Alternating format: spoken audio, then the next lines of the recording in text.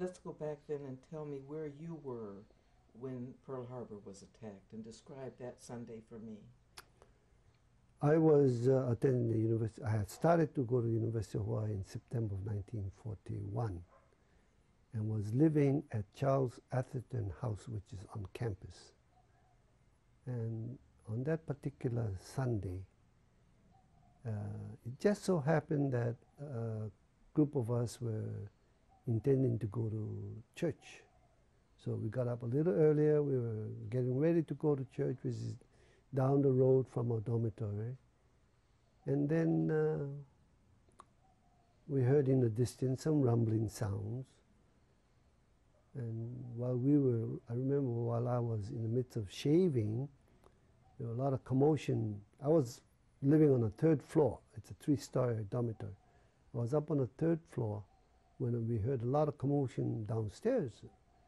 And what was happening was that the dormitory housed some military brats whose parents lived in Pearl Harbor, in Hickam, Shafter, and the military base, but the children, by virtue of being at the University of Hawaii, lived on campus at the dormitories, and there were a group of these students, and this was a YMCA, so they were all male students, and they were making all kinds of noise, and then we could hear that, no, listen to the radio, and we put the radio on, and sure enough, they were announcing that Pearl Harbor was under attack, and that the best identification they could make was that red ball on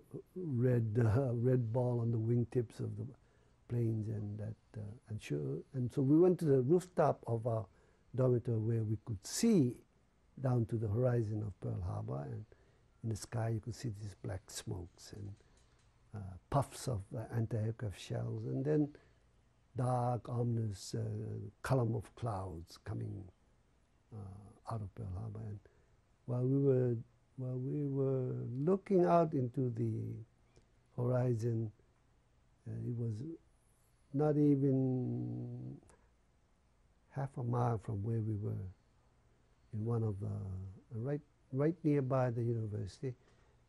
A lot of those anti-aircraft shells were not properly timed.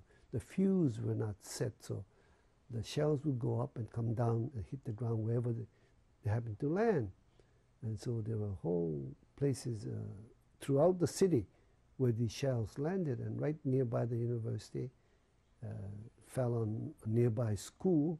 Fortunately, it was a Sunday, and early in the morning at 8 o'clock or thereabouts, so not too many people were out. And in this particular elementary school, I think it burned one of the buildings down.